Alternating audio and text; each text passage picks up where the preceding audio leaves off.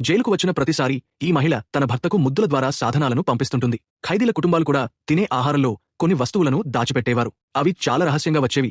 Guards వాటిని చిన్న ముక్కలుగా కత్తిరించినా కూడా ఏమీ కనుగొనలేదు. సందర్శన ముగిసిన తర్వాత ఆ వ్యక్తి గార్డుకి కనిపించకుండా నిశ్శబ్దంగా తన నోటిలోని సాధనాన్ని నేలపై విసిరాడు. అతని సెల్మేట్ వెంటనే దాన్ని తీసుకుని దాచేసుకున్నాడు. రాత్రిలో గార్డులు తక్కువగా ఉన్న టైంలో ఖైదీలు పని మొదలుపెట్టారు. ముందుగా వారు ఆహారాన్ని తీసుకుని బ్రెడ్ పొరలలో అత్యంత ముఖ్యమైన గన్ పౌడర్ను కనిపెట్టారు. ఆపై వారు ఇతర సాధనాలతో కలిపి దానిని సమకూర్చి చివరిగా ఫ్యూజ్ సెట్ చేశారు. ఇలా వారు ఒకటి తర్వాత ఒకటి శక్తివంతమైన బాంబులు తయారు చేసుకున్నారు.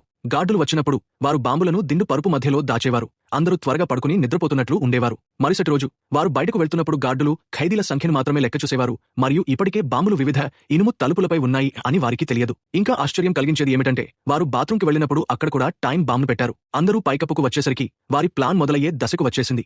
గార్డు ఎదురుగా ఉన్న ప్రమాదాన్ని గుర్తించలేక స్వయంగా బాత్రూంకి వెళ్లాడు. అతను నడిచినది క్షణంలోనే పేలుడు సంభవించింది. అదే సమయంలో శబ్దం వినపడిన వెంటనే ఖైదీలు సిద్ధమయ్యారు. పెద్ద సంఖ్య వలన వారు వెంటనే పైకప్పులో ఉన్న గార్డులను కంట్రోల్ చేశారు. ఆ తర్వాత వారు బట్టలను తొలగించి క్రిందకు పరిగెత్తారు. ఈ వార్త విని నది వద్ద స్నానం చేస్తున్న బ్రిటిష్ సైనికులు కూడా సహాయానికి బయలుదేరారు. ఈ సమయంలో ఖైదీలు ప్రధాన ద్వారం నుంచి రావాలనుకోలేదు.